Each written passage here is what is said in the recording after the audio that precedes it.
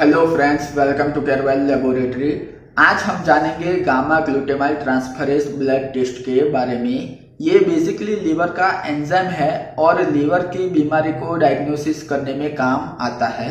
Liver में इसका role drug के मेटाबॉलिज्म का है। साथ में दूसरी जगह पे भी पाया जाता है, जैसे कि बाइल डक्ट में, पैंक्रियाज, स्प्लीन, हार्ट और ब्रेन में, पर दो जगह पे नहीं पाया जाता, बोन में और प्लेसेंटा में। इस टेस्ट को करने के मेन 3 इंडिकेशंस ये है कि एक तो ये लीवर की या बिलियरी ट्रैक्ट की बीमारी सस्पेक्टेड हो, उसको स्क्रीनिंग करने के लिए किया जाता है।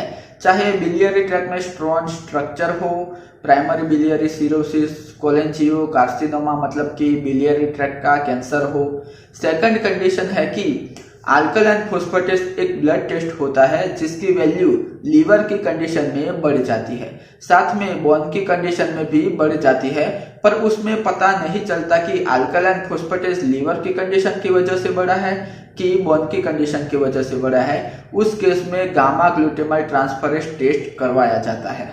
अगर अल्कलाइन फोस्फेटेस बढ़ा हुआ है और साथ में गामा ग्लूटामाइल ट्रांसफरेज का लेवल भी बढ़ा हुआ है, उसका मतलब है कि लीवर में कोई प्रॉब्लम है। पर अगर अल्कलाइन फोस्फेटेस का लेवल बढ़ा हुआ है और गामा ग्लूटामाइल ट्रांसफरेज का लेवल नॉर्मल है, तो उसका मतलब है कि बोन में कोई दिक्कत है, लीवर में कोई प्रॉब्लम नहीं है।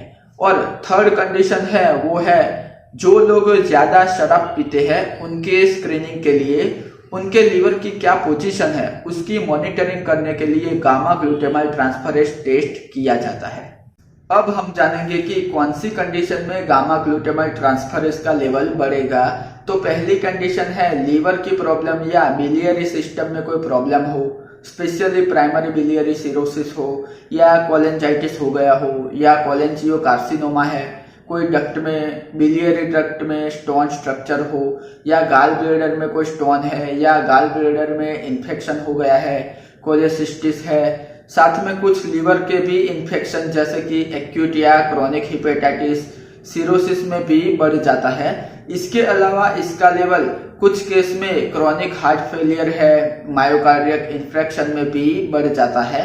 अगर आपने अल्कोहल का सेवन किया है और 24 से 28 घंटे के अंदर आप जीजीटी टेस्ट करवाते हो तो उसकी वैल्यू बढ़ी हुई आएगी।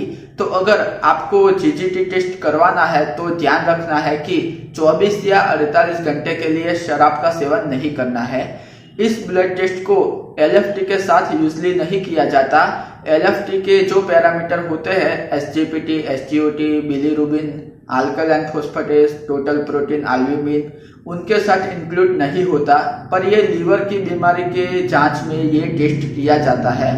तो ये सारी जानकारी गामा ग्लूटामाइल ट्रांसफरेज के बारे में थी। Thank you for watching.